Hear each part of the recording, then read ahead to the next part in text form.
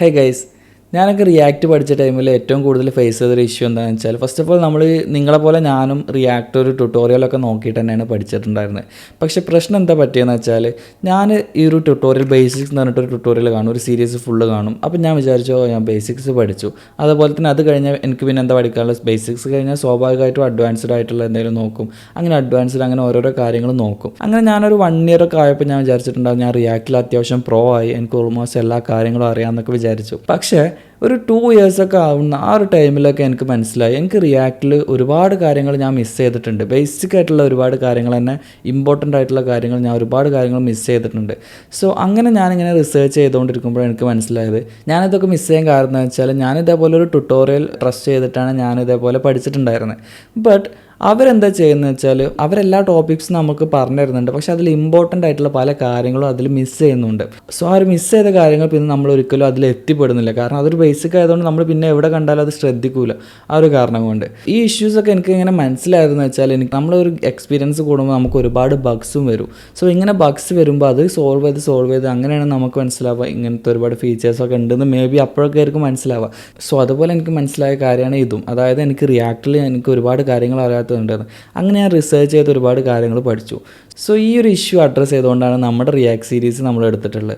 അതായത് ഒരു ബിഗ്നേഴ്സിനും ഇമ്പോർട്ടൻ്റ് ആയിട്ടുള്ള ഒരു കാര്യങ്ങൾ പോലും മിസ്സാവരുത് എന്നുള്ളൊരു മോട്ടീവിലാണ് നമ്മൾ റിയാക്ട് സീരീസ് ഫുള്ള് ഷൂട്ട് ചെയ്തിട്ടുള്ളത്.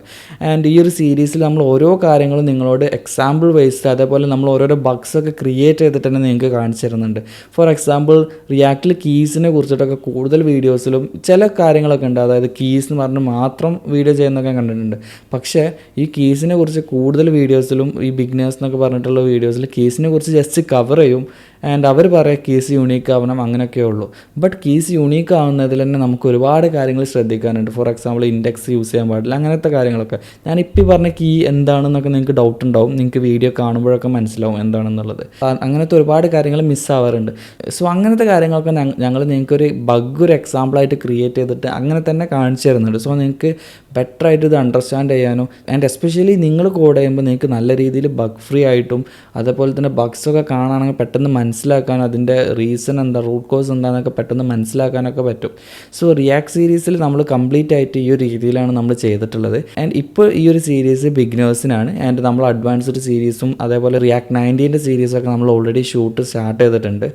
ആൻഡ് ഇൻട്രൊഡക്ഷനായിട്ട് ഞാൻ കൂടുതൽ വലിച്ചു നീട്ടി പറയുന്നൊന്നുമില്ല, ഇത്രയൊക്കെ തന്നെ ഉള്ളൂ. നിങ്ങൾ സീരീസ് ഫുള്ളായിട്ട് കാണുക. എന്തെങ്കിലും മനസ്സിലാവുന്നില്ല എന്നുണ്ടെങ്കിൽ ജസ്റ്റ് കമൻറ്റ് ചെയ്യുക.